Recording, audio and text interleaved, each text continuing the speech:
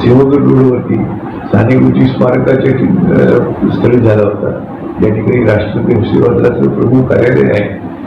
संध्याकाळी 5 वाजता 4 तारखेला 4 जूनला हा कार्यक्रम घेण्यात आला होता. आणि त्या कार्यक्रमासाठी श्रीमती आदरणीय कपिल पाटील, त्यानंतर किशोर शिंदे, अजित शिंदे अशी सगळी मोठी मोठी कार्यकर्ते सामाजिक क्षेत्रामध्ये जे होते ते आले होते. आणि विशेषतः समाजवादी विचाराची मोठी मोठी 2 व्यक्तिमत्व या निमित्ताने, या कार्यक्रमाच्या निमित्ताने त्या ठिकाणी उपस्थित राहिली होती. त्यांच्या सगळ्यांच्या उपस्थितीमध्ये हा सन्मान मला मिळाला, याचा मला खूप आनंद आहे आणि धन्यवाद.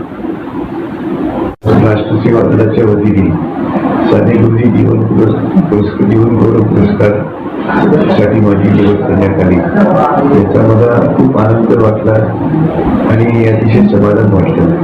याचं कारण असं की साने गुरुजींचं आमच्या परिवारासोबतचा अतिशय दीर्घकाळचा संबंध होता. अतिशय जिव्हाळ्याचे संबंध त्यांचे माझ्या आजोबांचे होते, माझ्या वडिलांचे होते. आणि माझ्या वडिलांचं भावजीवन घडवण्यामध्ये, वैचारिक जीवन घडवण्यामध्ये साने गुरुजींचा अतिशय मोलाचा भाग सहभाग होता. त्यामुळे अशा थोर व्यक्तिमत्वाच्या नावाने जीवन गौरव पुरस्कार जो आहे तो मला प्राप्त झाला. याच्यासाठी मी अतिशय आनंदी आहे, पण ऋणी देखील आहे.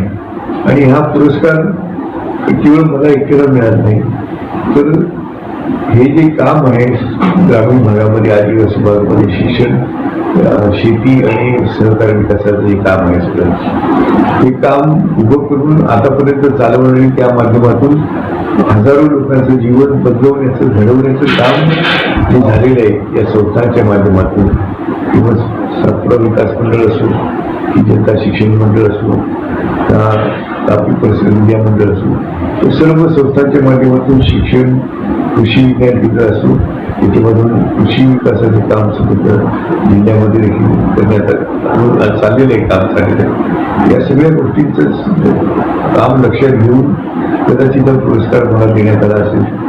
मी काही फार मोठ्या कार्यकर्ता नाही. माझ्यासोबत ज्या लोकांना हा पुरस्कार मिळाला आहे ते डॉक्टर तांबे, श्रीमती शैला दाभोलकर,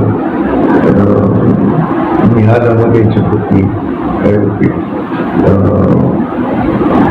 राठोड माहिती असलेली सगळी मोठी माणसं या क्षेत्रामध्ये आहेत, त्यांनी काम केलं.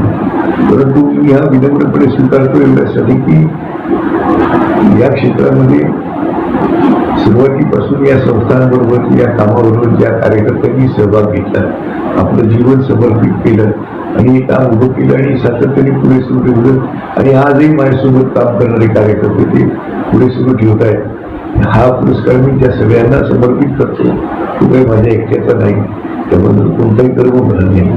विनम्रपणे हा सगळ्या माझ्या कार्यकर्त्या बांधवांना पुरस्कार या ठिकाणी देतो. त्यांच्या माध्यमातून हे काम सुरू राहिलं आणि यापुढे देखील सुरू राहणार आहे. त्यामुळे त्यांना मी हा पुरस्कार समर्पित करणं माझं कर्तव्य समजतो. धन्यवाद.